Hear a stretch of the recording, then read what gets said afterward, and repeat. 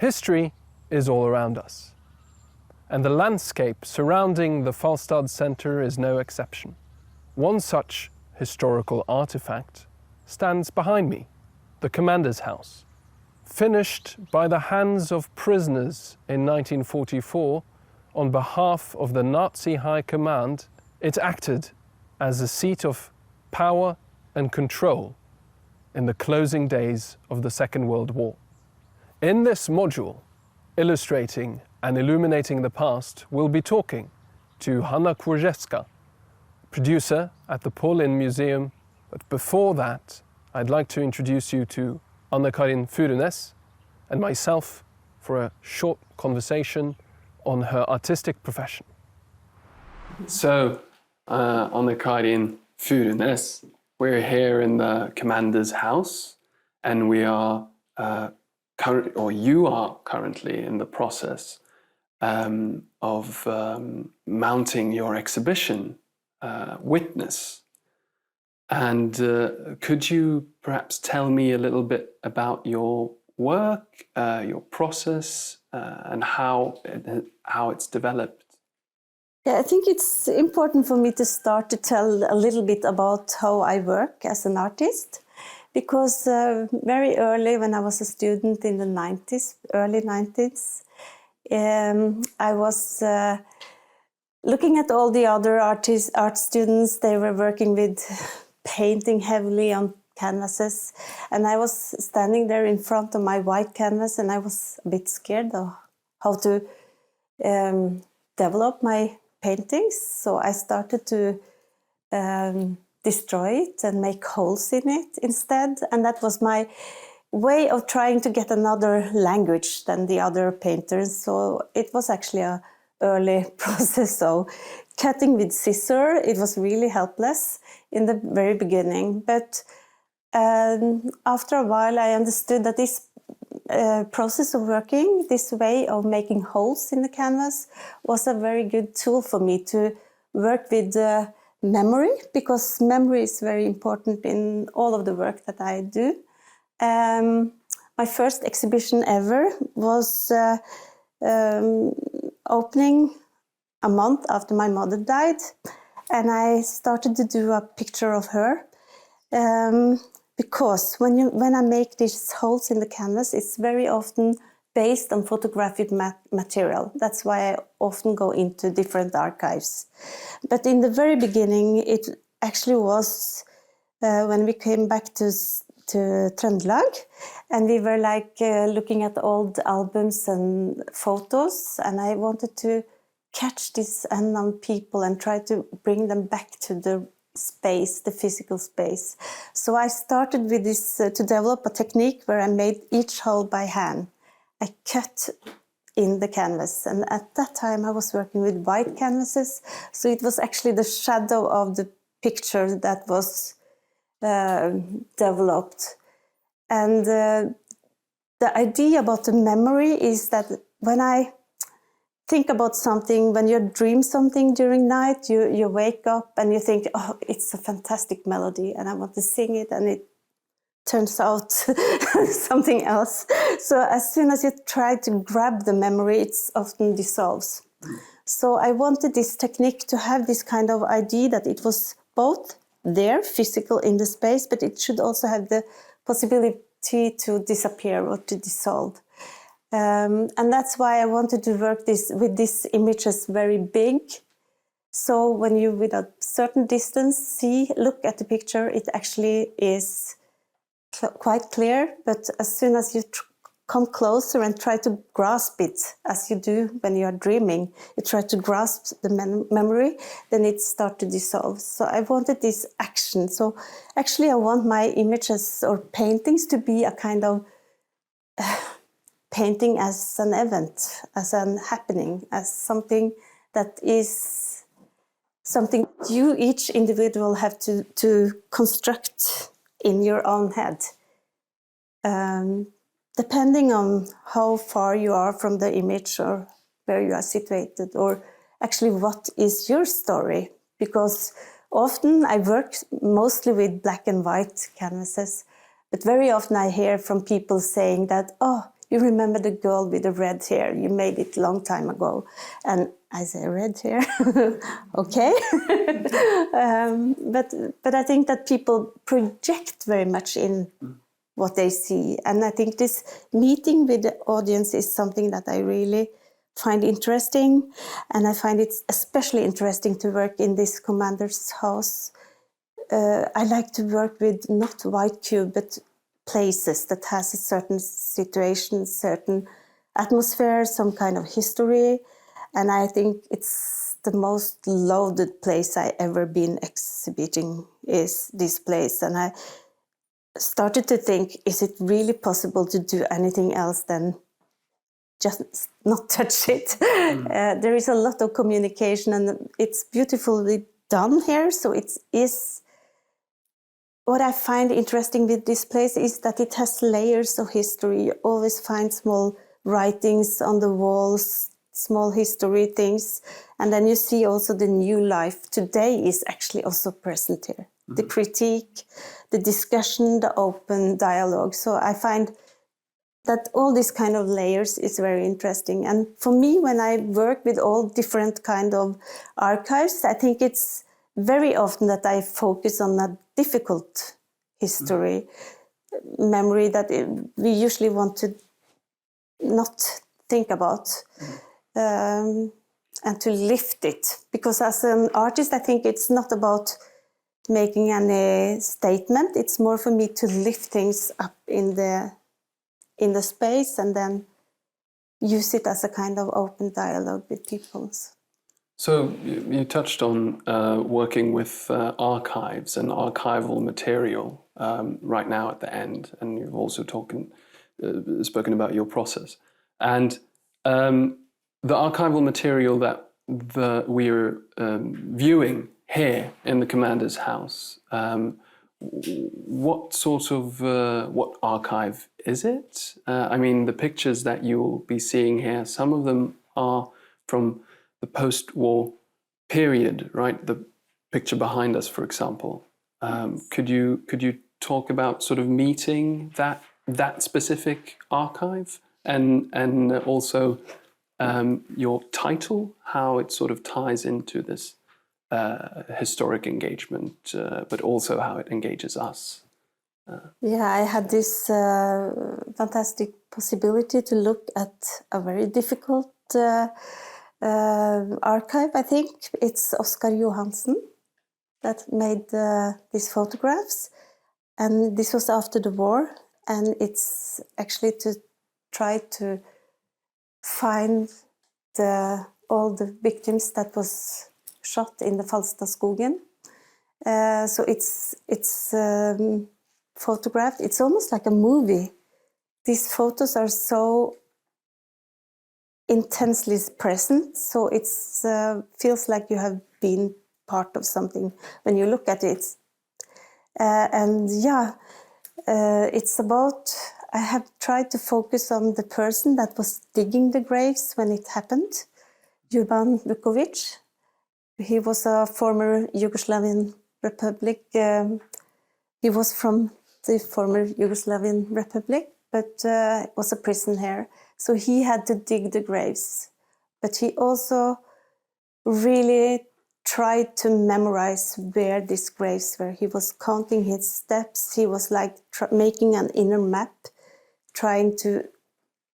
So that's why he also was part of digging up the graves afterwards. And I have been focusing on one of the photos where in the entrance here, I feel that with the way he is standing in the wood, he looks like a tree that grows up from the ground. But the whole way that he's just standing is telling about how it is to be a witness to this burden of having experienced all these things and now trying to find the different graves. And so I wanted maybe to bring this Falstadskogen, these evil things that happened there, into this house where they had their drinks and where the daily life was, and I think I find this contrast very, very hurtful, but I think that was what I wanted to bring back the wood, Falstadskogen, into the homely leisure house. Yeah. Bringing sort of the violence of the woods, or at least at one point in time, into sort of this domestic experience of the house. What do you think the audience's reactions will be? I mean, you've gauged the audience beforehand in several other exhibits, but you mentioned that this is an extremely sort of loaded place of working. Do you think it will be difficult for people to grasp sort of your project, or have you made any? That's a good question, because of course it's a really good question. I think in a way I've been working not putting in pictures. I actually been working with more architectonic elements. Like this image is almost breaking up this space in a way, so it's a bit confronting.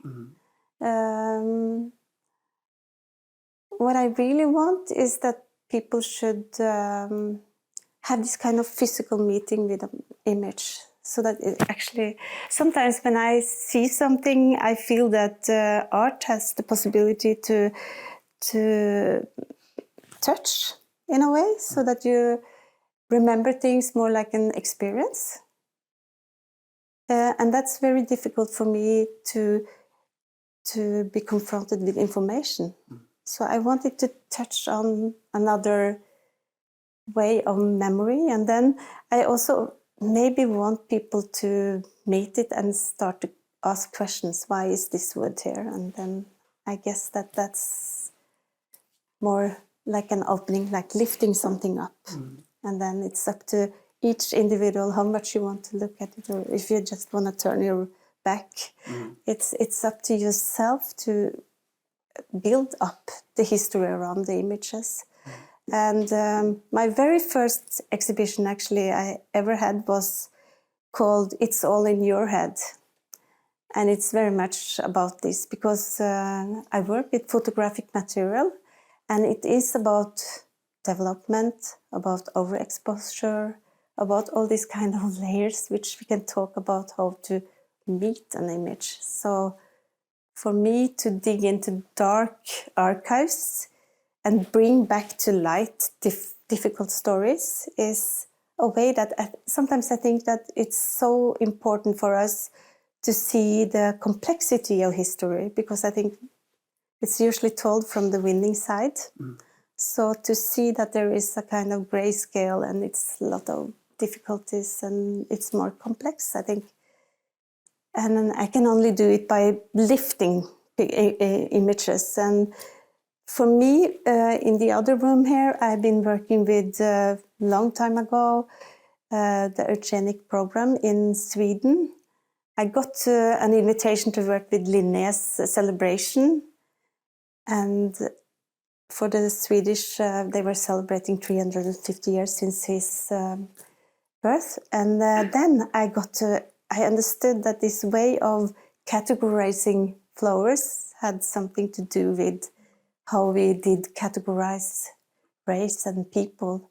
So I got the possibility, after a long time, I got the possibility to go in and see the Rasebiologisk archive in Uppsala, in Karolinska Redowiwa. They have this library. Actually, it was a lot of pictures that was thrown to the container after the war, but somebody managed to bring back something so that it actually exists as a part of our history. But Herman Lundborg was the doctor that was also in Norway, but he went through Sweden and categorized Sapmi people. They called it gypsies. It says on the label on the photo, the albums. So this was happening until the war. So So after that, they renamed that part of the university, and it went into some more biological correct terms. But with this archive, I was actually searching for each individual. So I have been trying to look at portraits of people. So what I call it is portraits of pictures. So I'm not like putting Sápmi people, or I bring each individual, and I usually, because it's also difficult to do this, I cannot ask these people if they also once more will be have their photo made public. But what I do always is that I do not use the photos that where I think people are humiliated. I use the photos where I think that people look back in a critical, they are looking critical back to the one that photographed. So I feel that it's a kind of bringing them back their own portrait and identity as a human being. And it's up to the viewer to say if I managed or not, but that's my intention. So the paperwork in the other rooms is from that archive. I think there's there's a lot of depth to the idea of an artist also working as a historian, or an artist as an historian, just working with different material, really. And I was wondering, and you've sort of touched on it, but this idea that you're on now with the responsibility towards history and towards these individuals, but also the ethics surrounding. Is that something that you've taken a lot of time to develop yourself as an artist, or was it something that was originally like a gut instinct when you first started working with these difficult histories? So is it something that you've had to learn, I think it's something that is very, by wanting to bring the people back into the space and have a kind of respect for the material, I think it's part of the choice, how I choose images. Because it's not like, usually I found, like I was working with the Finnish War Archive, and I found, of course, a lot of really shocking images, but I never wanted to use them because it felt like, they would possibly have got a lot of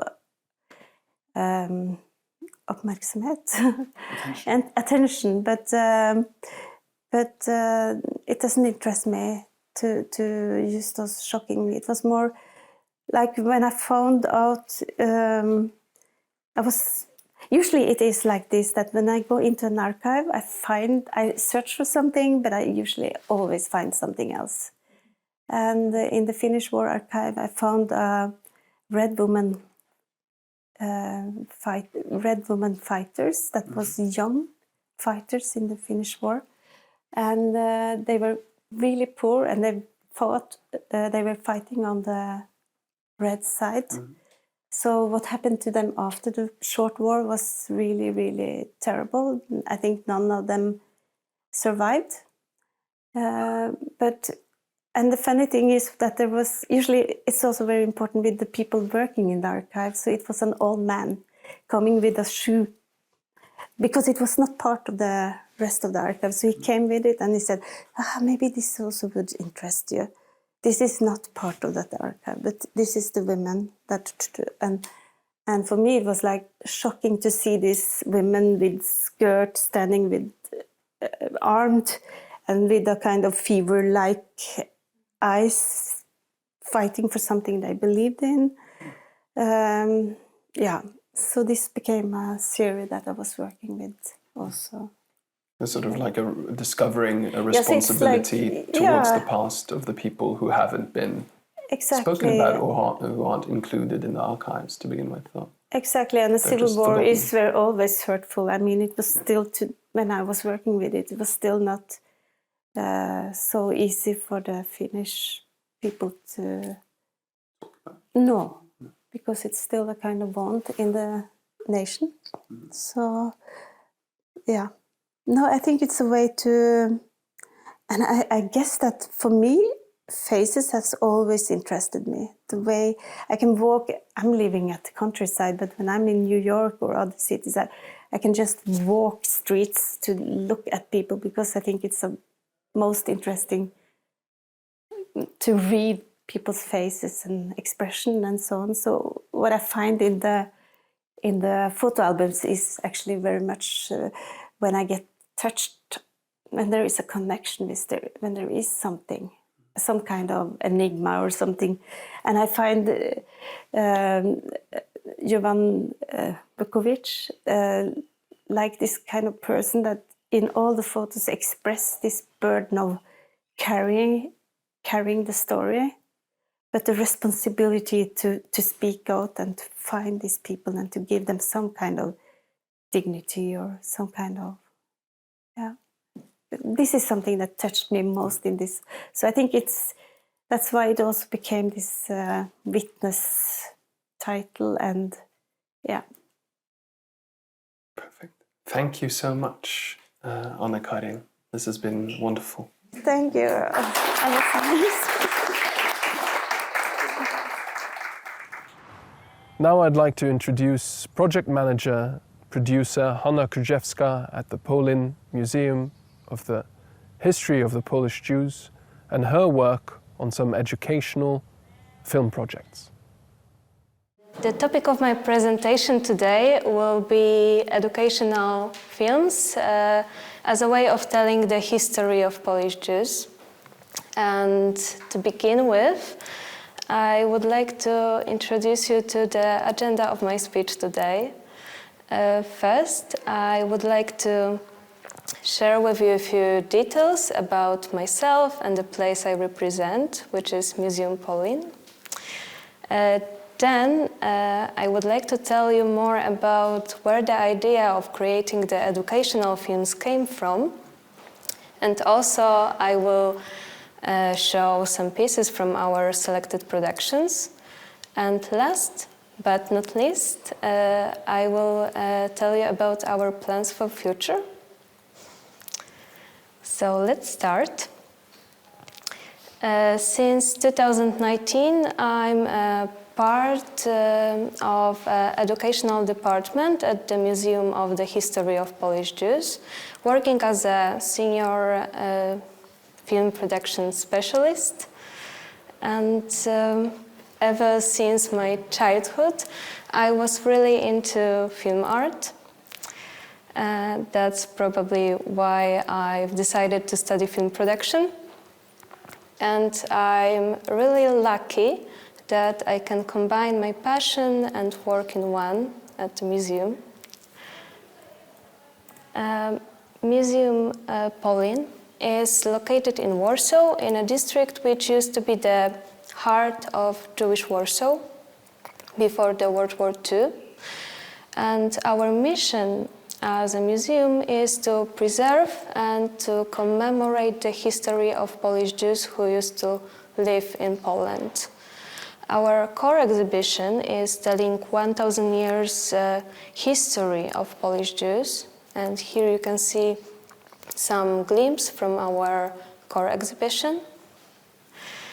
As an institution, we actively work to counteract anti-Semitism, discrimination and any kind of exclusion through education and by creating a space for international dialogue.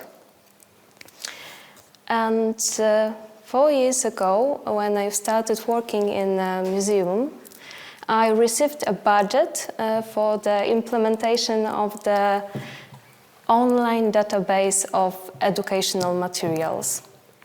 And during the substantive work on the outline of the materials plan, me and my colleagues, we asked ourselves 3 questions. The first question was why, what, and how.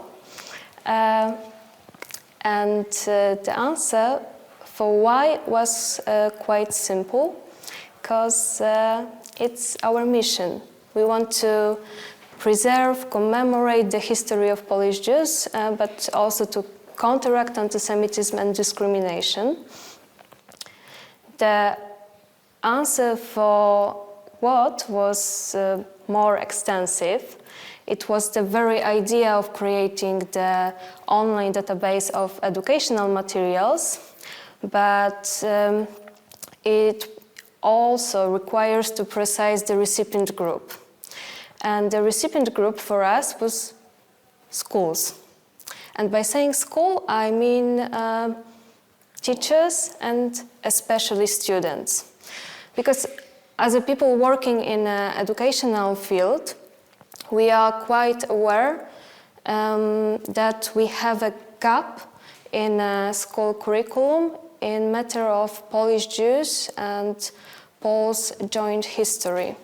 And by creating this database of educational materials, we wanted to partly somehow cover that gap in curriculum.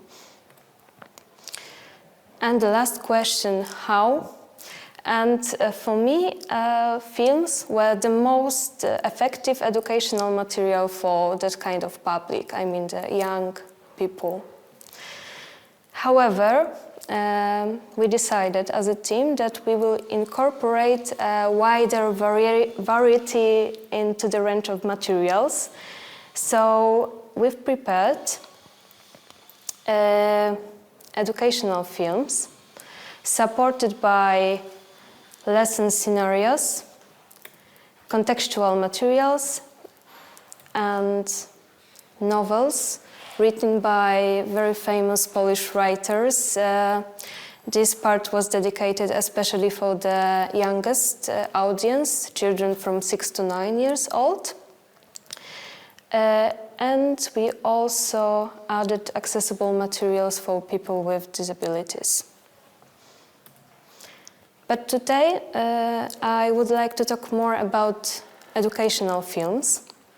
And I will focus in my narrative in films which were made as a part of the Warsaw Ghetto Uprising campaign. And let's stop for a while here. The Warsaw Ghetto Uprising campaign is organized by Museum Polin to commemorate the anniversary of the Warsaw Ghetto Uprising. On this occasion, we prepared the educational program for schools, for thousands of schools in Poland. We encourage teachers to commemorate the anniversary by conducting lessons dedicated to it. But speaking about topics such as World War II and Holocaust requires a special delicacy. Depending on the age group you work with, you need to adjust the message to your audience, to its needs, to its perceptual abilities and emotional capacities. And for this reason, we created the guidelines for teachers about the World War II and the Holocaust, for teaching about the World War II and the Holocaust. And this document is available on our website, and it's divisible by the age group. And what is the most important, all our materials are developed in accordance to those guidelines. And that was the introduction. Because now I will tell you more about the first production we did, the film I Will Write.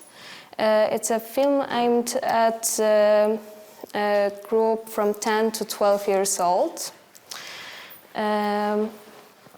The film is telling the story of two teenagers, Jewish teenagers living in a pre-war Warsaw.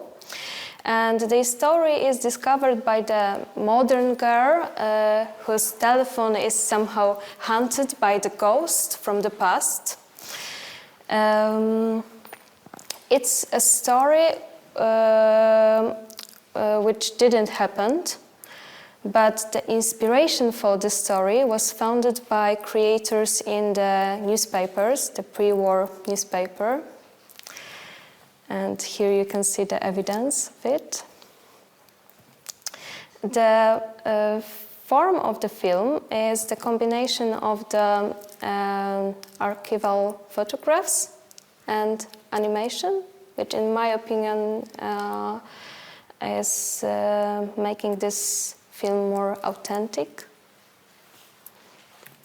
The second production I would like to talk about today is Murano, the Northern Quarter.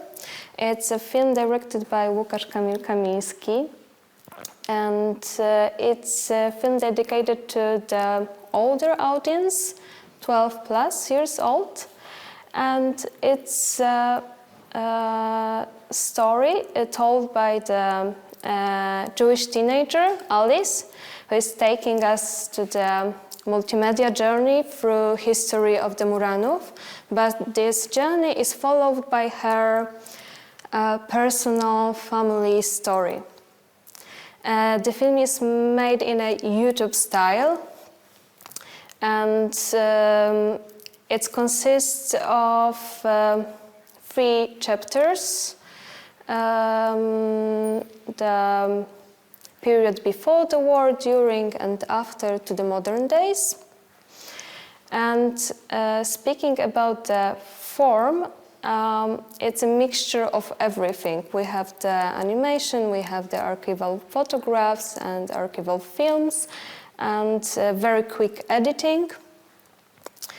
And all of that to grab the attention of the young viewers.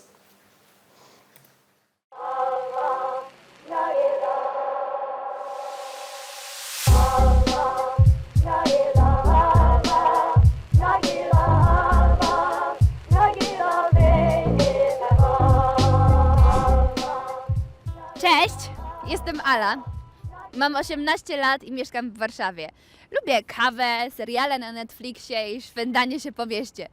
Kilka lat temu dowiedziałam się, że mam żydowskie korzenie i postanowiłam dowiedzieć się o tym więcej. Poznajcie moją rodzinę. Jest dużo rzeczy, których nie wiem o jej historii. I nie tylko. Na przykład nie znam dobrze historii Warszawy. To jest mój pierwszy film o tym, czego dowiedziałam się o żydowskiej kulturze Muranowa, na którym mieszkała moja rodzina przed wojną. Mam nadzieję, że Wam się spodoba. Jesteśmy teraz na warszawskim Muranowie. Może znacie tę dzielnicę. Ja mieszkam w tej okolicy całe życie. Moi przodkowie przyjechali tutaj na początku XX wieku. Szukali lepszego życia, a Warszawa wydawała się być świetnym miejscem na nowy start. Babcia opowiadała mi o tym trochę, ale ciągle nie wiem za dużo. Dlatego próbuję dowiedzieć się więcej o historii mojej rodziny. O historii Żydów na Muranowie. Przed II wojną światową ta dzielnica tętniła żydowskim życiem. Wyobraźcie sobie, że tu przed Wami nie ma szarych bloków, tylko barwne kamienice. Zobaczylibyście mieszkańców prowadzących swoje sklepy, załatwiających codzienne sprawy, idących do synagogi albo do kina. Usłyszelibyście rozmowy w jidysz, czyli w języku Żydów Europy Środkowo-Wschodniej. Dzisiaj jednak dzielnica wygląda totalnie inaczej. Opowiem Wam dlaczego.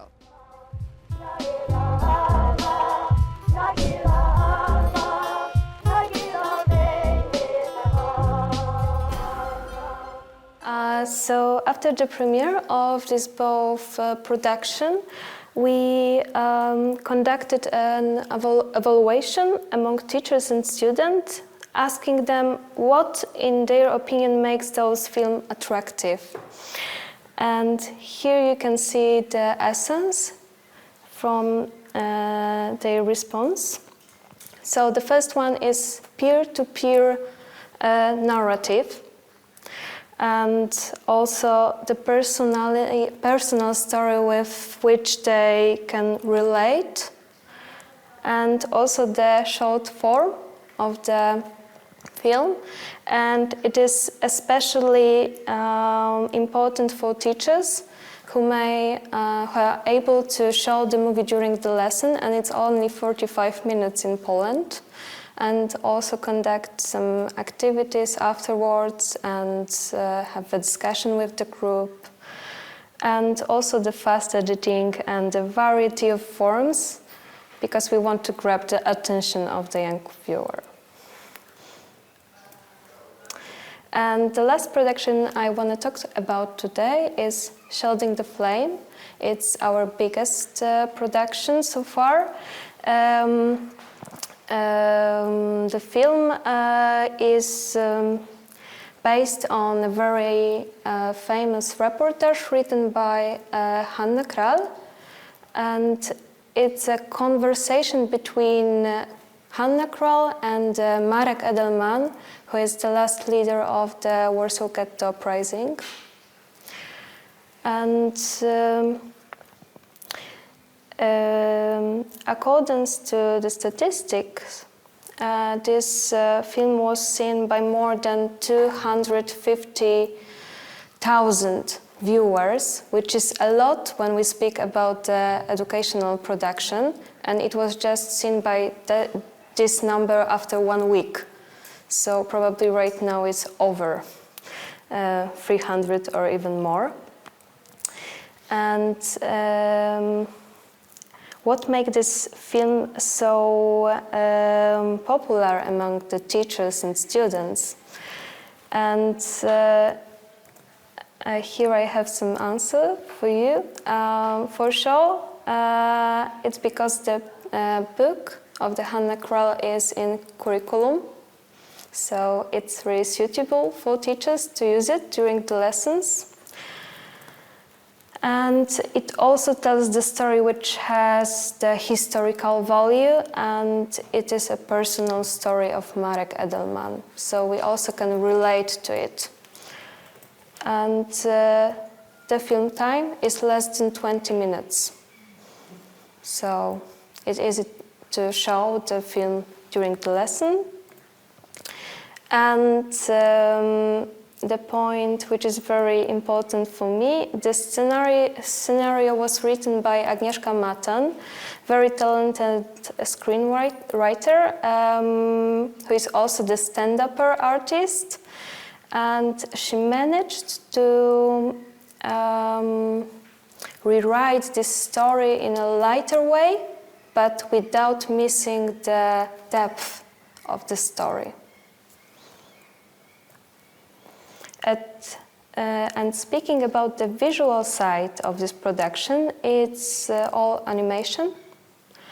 The character of Marek Edelman is presented in 3 periods of time: during the uprising, while working in a hospital as a cardiac surgeon, and during the interview with Hanna Kral. And all these periods were depicted in different colors to help the viewer to find themselves in a timeline. And now I also wanted to show you a part of this production.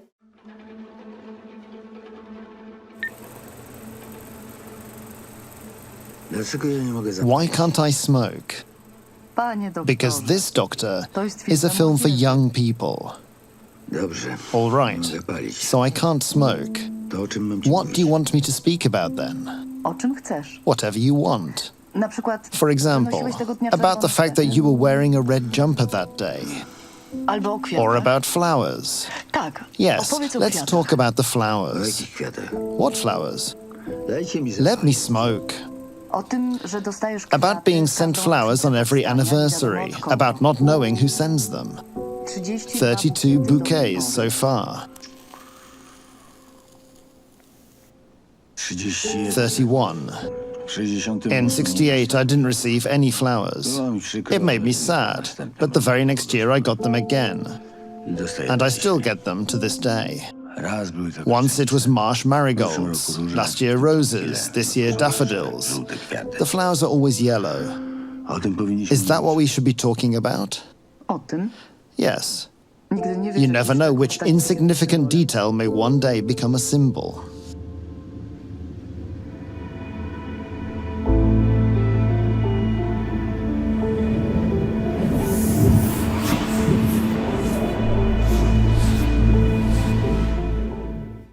and now the yellow flowers are the symbol of the Warsaw Ghetto uprising campaign. And what is important, all the materials, film materials I was talking about before, are supported by lectures, lessons, scenarios, and worksheets for students. And the last thing I want to talk about, it's our plans for future. So we are planning to produce 2 more films dedicated for the youngest audience, 6 to 9 years old. And 2 of this production will be based on our novels, written, one of them by Katarzyna Jackowska NMUO, and the title is Było, nie ma, jest, and we have no translation. Right now, it's very difficult to translate this title. And the story is a story of a little girl, Krysia, who is losing somebody very important for her. And through this story, together with Krysia, we are learning to accept this feeling of missing someone. And the second production, it's based on the novel The Memory of Spickles. And it's a story of the little magical creatures living in the forest and taking care of the nature. And the premiere will be on the next Warsaw Ghetto Uprising anniversary. And that's all from me.